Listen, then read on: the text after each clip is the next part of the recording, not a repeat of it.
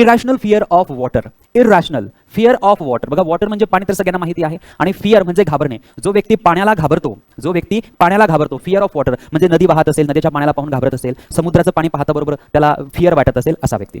मग बघा, claustrophobia, acrophobia, कॅकोफोबिया, hydrophobia. प्रत्येक शब्दाच्या शेवटी तुम्हाला फोबिया हा वर्ड दिसत असेल, आणि फोबिया या शब्दाचा अर्थ होतो घाबरणे, फिअर ज्याला आपण म्हणतो. हा जो फिअर आहे, घाबरणे, तोच हा शब्द आहे फोबिया. फोबिया म्हणजे आपण ज्याला म्हणतो डर, किंवा आपण ज्या वस्तूला, व्यक्तीला घाबरत असतो ते.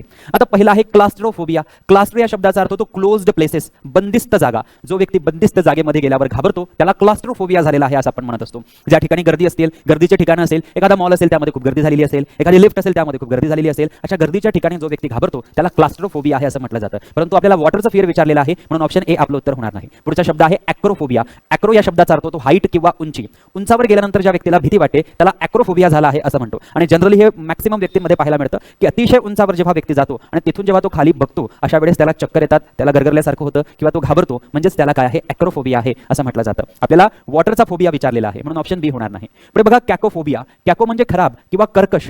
कर्कश असा आवाज असेल त्याला जो घाबरतो त्याला कॅकोफोबिया झालेला आहे असं म्हटलं जातं. आजकाल विविध मॅरेज सेरेमनीज असतात किंवा लग्न असतात, विवाह सोहळे असतात, त्यामध्ये वेगवेगळ्या प्रकारचे डीजे असतात आणि तिथून कर्कश वेगवेगळे आवाज जे आहेत ते निघत असतात. सो त्याला कॅकोफोबिया म्हणतात. म्हणजे कॅको आणि फोन म्हणतात त्याला ॲक्च्युली, परंतु अशा आवाजांना जो घाबरतो त्याला कॅकोफोबिया झालेला आहे. म्हणजे हे आपलं उत्तर होणार नाही. हायड्रो सगळ्यांना माहिती आहे.